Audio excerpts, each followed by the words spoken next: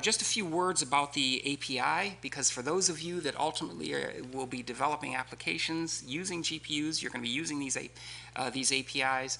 Right now, with the first generation APIs were CUDA and DPVM, and the next generation is OpenCL, and there's a strong evolution in that direction right now.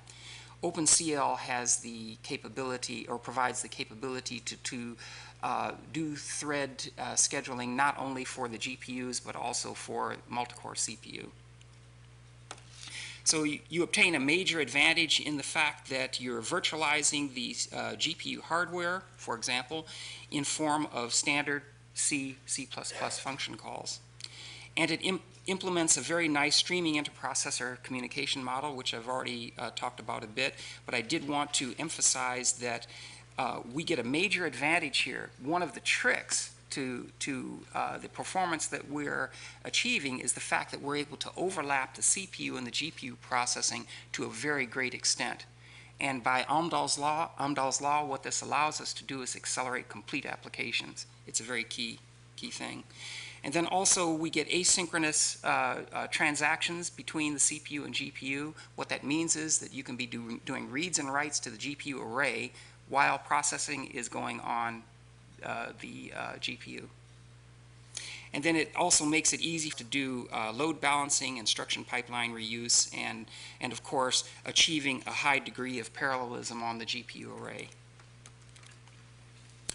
And so this is a somewhat different diagram of the GPU processing resources. What you see here is a grid structure here within the GPU that organizes blocks of thread processors, each row of which is a multiprocessor in a cyclostatic pipeline, like so.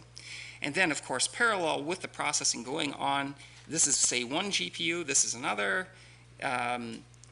You have sequential execution or potentially symmetric multiprocessing going on a multi-core CPU. They're going on in parallel. And so this entire structure here, what you're looking at is the overlap, the pipelining, if you will, of CPU processing with GPU processing.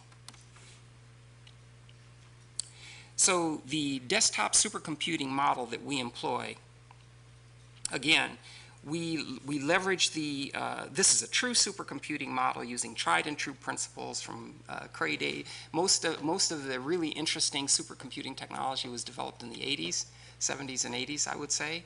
And we've attempted to build on everything that works. So when we came up with this technology, we took and we realized the kind of power that GPUs made available to us. We took a step back and tried to think from first principles as to what the optimal methodology for using these resources might be, software methodology. And so our approach is inherently multi-GPU or graphics processor array, and we use a standard software framework and then also standard OS operating system and compiler resources. This is what our software architecture looks like. It's a simple block diagram.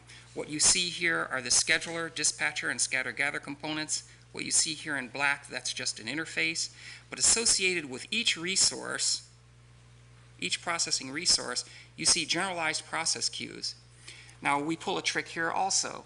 When we formulate these process queues, what we do is we assemble work units in terms of input buffer, output buffer, and instruction stream, which are really just function calls. And we set up pointers to those work units. And so when we manipulate at the top level, we'll take an application code, break it apart into the algorithmic kernels, and at the top level we expand the data flow, map everything that can possibly be calculated in parallel onto that first process queue. Now this top level process queue doesn't have any specific processing resource associated with it, but when you get to the scheduler's job is to pull items off that queue and map them to the appropriate resource. Some parts of the problem of the data flow are too big for local processing resources. Those will be scattered onto the cluster using the OpenMPI application programming interface. Things that can be processed locally will either be mapped to CPU. Yes, indeed, there still remain algorithmic components that run better on the CPU. For example, anything using modular arithmetic or that has a lot of if-then-else control flow associated with it. And then, of course, the acutely vector processing components are mapped to the GPU array. And so in yellow here, you see the APIs that we currently use. These are all well established, and we rarely run into bugs with them. I'm sure they exist, but we haven't seen too many of them. Over here, this would be our cluster port. This is the multi-core CPU, and of course the GPU array. Right now, we can go. We typically go up to 4 GPUs on an ATX form factor PC. We can go further, but what happens is we're using PCIe X16 slots, and if we put too many GPUs on a motherboard, we lose I/O bandwidth between the CPU and the GPU, and that for certain applications that can be a problem. And just for a moment, I promise only one page with any equations on it. I'm just talking a bit here about how Amdahl's law applies to our particular technical approach. So what you see here is the standard Amdahl's law, where we have a portion of the code that's being parallelized on the GPU, and this is the component being parallelized. But we also have a pipeline component with the CPU or multi-core CPU. And the idea here is that if we can pipeline to a sufficiently high degree, we can get to a scaling, excuse me, I'm just, yes, if this pipeline efficiency coefficient is high enough, this term is small relative to the accelerated term. And so what you get is an acceleration factor that is actually the number of GPUs times the number of thread processors per GPU. That's all this is saying. And then, of course, if you go multi-core, you can make that pipelining much more efficient. It simply gives many more opportunities for parallelizing non-vector code. And then, so what that means is the acceleration for multi-core can, in general, be made bigger than that you can obtain for a single CPU. So, okay, enough of our EPX software framework. I just want to talk a bit now about the main topic, which is the ultra-large FFT.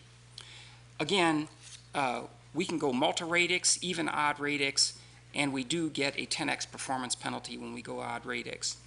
And again, I'm using the CU FFTs as ultra-large radix fly building blocks.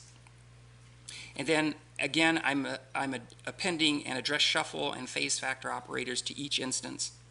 So the idea is this. This is how we scale it in size. We break that huge butterfly network up into these ultra-large radix flies, and then we distribute those fly instances plus the associated phase factor and address shuffle operators onto the GPU resources. We intensely reuse the instruction pipeline here. Why? Because it's essentially the same calculation over and over and over and over again, and I can often pipeline tens of thousands of these on each GPU in those generalized process queues that I had mentioned before.